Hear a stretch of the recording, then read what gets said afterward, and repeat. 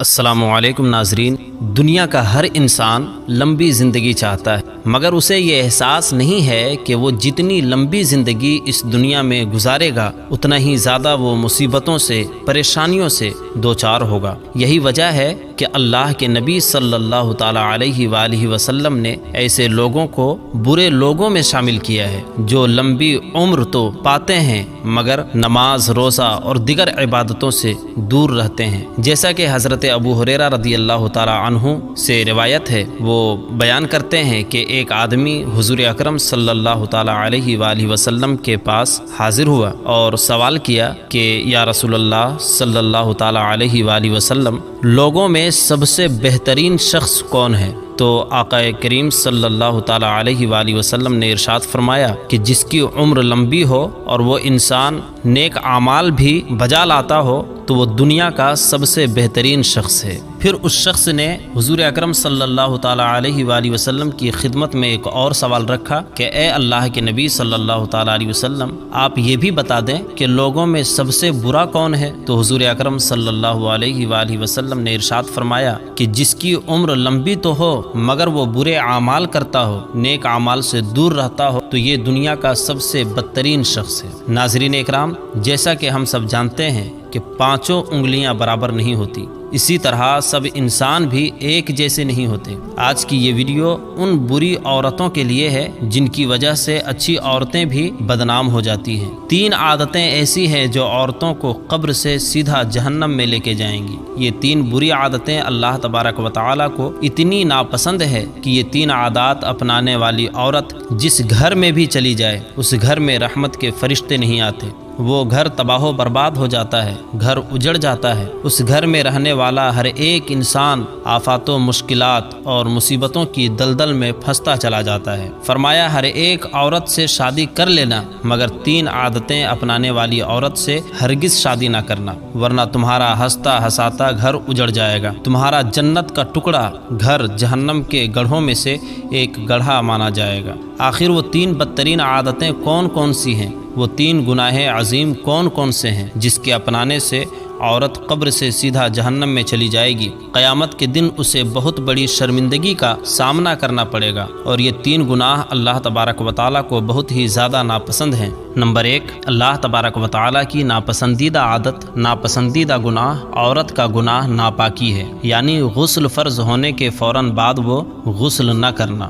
گاؤں کی عورتیں 4 دن گزر جاتے ہیں، 5 دن گزر جاتے ہیں، 8 دن گزر جاتے ہیں، انہیں معلوم ہی نہیں ہوتا کہ ہمارے اوپر غسل فرض ہے، ہم نے تو غسل کیا ہی نہیں۔ ناظرین ذرا سوچئے تو صحیح، جس گھر میں ناپاک عورت رہتی ہو وہاں رحمت کے فرشتے کیا آتے ہوں گے؟ وہاں رزق میں برکت ہوگی؟ ناپاکی کی حالت میں وہ کھانا بنا کر جن بچوں کو کھلاتی ہوگی، کیا خیال ہے کہ ان بچوں کی آنکھ میں حیا ہوگی؟ کیا ان بچوں کی آنکھوں میں غیرت ہوگی؟ ایک 25 سالہ لڑکی مدرسے کے کسی معلم کے پاس آئی اور عالم دین کے پاس آ کر کہنے لگی، حضرت میری ماں میری شادی کرنے والی ہے، فلاں تاریخ کو میری شادی ہے، میں آپ کے پاس آئی ہوں تاکہ غسل کرنے کا صحیح طریقہ آپ مجھے بتا دیں، اسلامی طریقہ بتا دیں، غسل کے فرائض سمجھا دیں۔ حضرت نے دریافت کیا کہ کیا آپ کی عمر کتنی ہے؟ اس نے کہا 25 سال۔ تو عالم دین کہنے لگے کہ 25 سال ہو گئے آپ کو غسل کرنے کا طریقہ نہیں آتا؟ لڑکی نے کہا نہیں آتا۔ تو وہ عالم کہنے لگے 15 سال سے آپ بالغ ہو چکی ہو، تو 15 سال سے 25 سال تک آپ نے کتنی تعلیم حاصل کر لی ہے؟ اس نے کہا ایم اے انگلش میں کر لیا ہے۔ وہ بزرگ کہنے لگے کہ انگلش میں تو ایم اے کر لیا، 10 سال تو نے ناپاکی میں گزارے، غسل کے فرض نہ جان سکی۔ مجھے بتاؤ جس لڑکی نے پورے 10 سال اس طرح ناپاکی میں گزار دیے ہوں، حالانکہ ہر ماہ میں ایام کے بعد غسل فرض ہو جاتا ہے، لڑکی کو ہر حال میں غسل کرنا ہوتا ہے اور صحیح طریقہ سے غسل کرنا ہوتا ہے۔ اس عالم دین نے کہا اس کا مطلب 10 سال گزر گئے آپ نے غسل نہیں کیا، 10 سال آپ نے ناپاکی میں گزارے، آپ نے انگلش میں ایم اے تو کر لیا، کاش کہ تو غسل کے فرائض بھی جان لیتی۔ اور جو عورت غسل کرنا نہیں جانتی اسے کلمہ آتے ہوں گے؟ اور جس عورت کو 6 کلمہ نہیں آتے کیا خیال ہے اسے نماز کا طریقہ آتا ہوگا؟ اور جس عورت کو نماز کا طریقہ نہیں آتا کیا وہ نماز پڑھتی ہوگی؟ اور جس کو نماز پڑھنے کا طریقہ نہیں آتا، جو نماز نہیں پڑھتی، کیا اسے اللہ کی پہچان ہو پائے گی؟ جو نماز نہیں پڑھتی، جو قرآن نہیں پڑھتی، اس کو اللہ کی پہچان کیسے ہوگی؟ ہرگز اسے اللہ کی معرفت حاصل نہیں ہوگی۔ فرمایا سب کچھ کر لینا لیکن ناپاکی سے ضرور بچنا۔ بزرگ نے فرمایا جلدی سے توبہ کرو اور غسل کا طریقہ جان لو، نماز کا طریقہ سیکھ لو، یہ زندگی کے لمحے تیرے لیے غنیمت ہے، انہی لمحے میں خدا کی یاد اور محبت کے دیے اپنے دل میں جلا لو۔ معلوم نہیں پھر موقع ملے یا نہ ملے، معلوم نہیں پھر یہ زندگی کے لمحے ملے یا نہ ملے۔ ناپاکی اللہ تبارک و تعالیٰ کو بہت ہی زیادہ ناپسند ہے۔ فرمایا ناپاک رہنے والی لڑکی سے کبھی بھول کر بھی شادی نہ کرنا، ورنہ یاد رکھنا برکت سے ہاتھ دھو بیٹھو گے۔ یاد رہے کہ یہاں ناپاکی سے ایام مخصوص کی ناپاکی مراد نہیں ہے، اس لیے کہ اس وقت عورتوں پر نماز فرض نہیں ہوتی، بلکہ بعد ایام جو طہر کا زمانہ آتا ہے اس میں اچھی طرح غسل نہ کرنا مراد ہے۔ دوسرا گناہ، دوسری بری عادت غیبت کرنا۔ جہاں 2-4 عورتیں اکٹھی بیٹھتی ہیں وہاں غیبت شروع ہو جاتی ہے۔ کسی نہ کسی عورت کی غیبت ہو رہی ہوتی ہے، بیوی اپنے شوہر کی غیبت کر رہی ہوتی ہے، ساس اور سسر کی غیبت کر رہی ہوتی ہے، شوہر کے عزیز و اقارب کی غیبت کر رہی ہوتی ہے۔ کسی بادشاہ نے اعلان کیا کہ آج کی مجلس میں جو بھی سب سے بڑا جھوٹ بولے گا اسے منہ مانگا انعام دیا جائے گا۔ لوگوں نے بڑھ چڑھ کے جھوٹ بولے، اتنے میں ایک شخص آیا، اس نے کہا بادشاہ سلامت، آج میں نے دیکھا ہے کہ 100 عورتیں اکٹھی بیٹھی تھیں اور خاموش بیٹھی تھیں۔ تو بادشاہ نے کہا کہ اس شخص کو منہ مانگا انعام دیا جائے۔ سب سے بڑا جھوٹ تو یہ ہے کہ 100 عورت اکٹھی بیٹھی ہوں اور خاموش بیٹھی ہوں، یہ کیسے ہو سکتا ہے؟ سب سے بڑا جھوٹ تو یہ ہے کہ جہاں 100 عورت بیٹھی ہو وہاں غیبت نہ ہو رہی ہو، وہاں چغلی نہ ہو رہی ہو، چغلی کے ذریعے، غیبت کے ذریعے ایک دوسری عورتوں کو آپس میں نہ لڑایا جا رہا ہو، یہ کیسے ہو سکتا ہے؟ فرمایا غیبت سے بچنا، غیبت نیکیوں کو اس طرح کھاتی ہے جس طرح آگ لکڑیوں کو کھا جاتی ہے۔ حضرت ابو ہریرہ رضی اللہ تعالی عنہ سے مروی ہے کہ اللہ کے رسول صلی اللہ تعالی علیہ وآلہ وسلم نے فرمایا تم جانتے ہو کہ غیبت کیا ہے؟ صحابہ کرام رضوان اللہ تعالی علیہم اجمعین نے عرض کیا اللہ اور اس کے رسول صلی اللہ تعالی علیہ وآلہ وسلم زیادہ جانتے ہیں۔ تو حضور اکرم صلی اللہ تعالی علیہ وآلہ وسلم نے فرمایا مسلمان بھائی کا ذکر اس طرح کرنا کہ وہ اسے گوارا نہ کرے۔ لوگوں نے کہا اگر وہ برائی اس میں موجود ہو تو حضور اکرم صلی اللہ تعالی علیہ وسلم نے فرمایا اگر اس کے اندر وہ برائی موجود ہو تو تم نے اس کی غیبت کی، اور اگر وہ برائی اس کے اندر موجود نہ ہو تو تم نے اس پر بہتان باندھا۔ فرمایا تیسرا گناہ خدا کو خاوند سمجھنا۔ استغفر اللہ ربی من کل ذنب واتوب الیہ۔ آپ سوچ رہے ہوں گے کہ کیا کہہ دیا، بھلا کوئی عورت خدا کو خاوند بھی سمجھتی ہے؟ ایک دفعہ ایک عورت کسی عالم دین کے پاس آئی اور کہنے لگی حضرت پتہ نہیں اللہ تبارک و تعالیٰ کو کیا ہو گیا ہے، اللہ میرے ساتھ کون سی دشمنی مول خرید لی ہے، اللہ نے فلاں عورت کو 4 بچے دے دیے، 4 بیٹے دے دیے، اللہ نے مجھے ایک بیٹا بھی نہیں دیا، فلاں عورت کو مال دیا، دولت دی، سب کچھ دیا، مجھے کچھ بھی نہیں دیا، میں نے اللہ کا کیا بگاڑا ہے؟ اللہ نے مجھے کسی بھی نعمت سے مالا مال نہیں کیا، کب سے دعائیں مانگنے لگی ہوں، اللہ تعالیٰ میری دعائیں بھی نہیں سنتا، آج کے بعد تو میں نے اللہ سے کچھ بھی نہیں مانگنا۔ الغرض اس عورت نے اللہ کا مبارک نام بڑی ہی بے ادبی سے لیا۔ اتنا سن کر عالم دین فرمانے لگے اے عورت اس طرح کا لہجہ، اس طرح کی باتیں خدا کے بارے میں نہ کیا کرو، اس طرح کا لہجہ اللہ کے سامنے اچھا نہیں لگتا، خدا کا نام بے ادبی سے نہ لیا کرو، خدا کو خدا سمجھو، خدا کو خاوند مت سمجھو، خدا کی ذات کے سامنے وہ لہجہ اختیار نہ کرو جو لہجہ اپنے شوہر کے سامنے اختیار کرتی ہو کہ تو نے مجھے وہ چیز کیوں نہیں لے کے دی، وہ چیز کیوں نہیں لے کے دی، فلاں کے شوہر نے اپنی بیوی کو سب کچھ لے کے دیا، تو نے میری خواہش پوری نہیں کی، تو نے میری وہ خواہش پوری نہیں کی، میں تجھ سے ہرگز نہیں مانوں گی، وغیرہ وغیرہ۔ اس طرح کے بے ادب جملے، اس طرح کا بے ادب لہجہ شوہر کے سامنے تو اختیار کیا جاتا ہے، خدا کے سامنے اختیار نہیں کیا جاتا، خدا کے سامنے نہیں بولا جاتا۔ فرمایا ان 3 گناہوں سے باز آ جاؤ، ان 3 بری عادات سے باز آ جاؤ، ورنہ یاد رکھنا یہ وہ 3 خطرناک بری عادتیں ہیں جو تمہیں قبر سے سیدھا جہنم میں لے کے جائیں گی۔ گناہ سے بچنے کے لیے مضبوط ہمت اور پختہ ارادہ چاہیے۔ اس کا طریقہ یہ ہے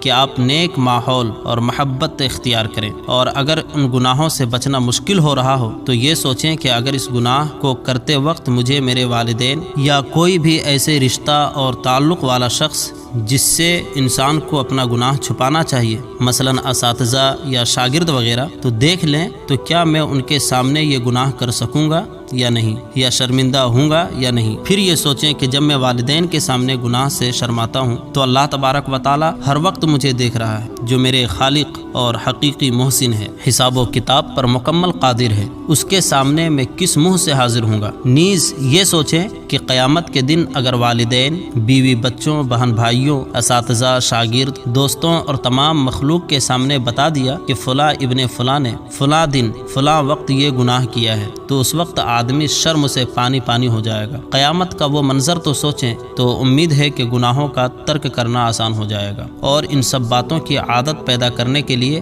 اللہ تبارک و تعالی نیک بندوں کی صحبت انتہائی ضروری, اور اس کے ساتھ ساتھ فرض نمازوں کی پابندی کے علاوہ اللہ تعالی سے ان گناہوں سے بچنے کی خصوصی دعا کرتے رہیں. اور اگر نکاح نہیں ہوا تو گھر والوں کو اس بات پر آمادہ کریں کہ وہ آپ کا نکاح کروائیں. نیز تنہائی میں رہنے سے حتی الامکان گریز کریں. اپنے آپ کو بامقصد کاموں میں اتنا مشغول کر دیں کہ ان فضولیات کا وقت ہی نہ مل سکے. نیز کثرت کے ساتھ سید الاستغفار پڑھتے رہیں, جس کا ترجمہ ہے, اے اللہ تو ہی میرا رب ہے, تیرے علاوہ کوئی عبادت کے لائق نہیں, تو نے ہی مجھے پیدا کیا اور میں تیرا بندہ ہوں, تیرے عہد اور تیرے وعدے پر قائم ہوں. جس قدر طاقت میں رکھتا ہوں میں نے جو کچھ کیا اس کے شر سے تیری پناہ چاہتا ہوں. اپنے آپ پر تیری نعمت کا اقرار کرتا ہوں اور اپنے گناہوں کا اعتراف کرتا ہوں, بس مجھے بخش دے کیونکہ تیرے علاوہ کوئی گناہوں کو بخشنے والا نہیں. پیارے دوستو, رہی عورت کی پہلی نشانی کہ وہ اپنے آپ کو اور اپنے جسم کو ڈھانپ کر نہیں رکھے گی.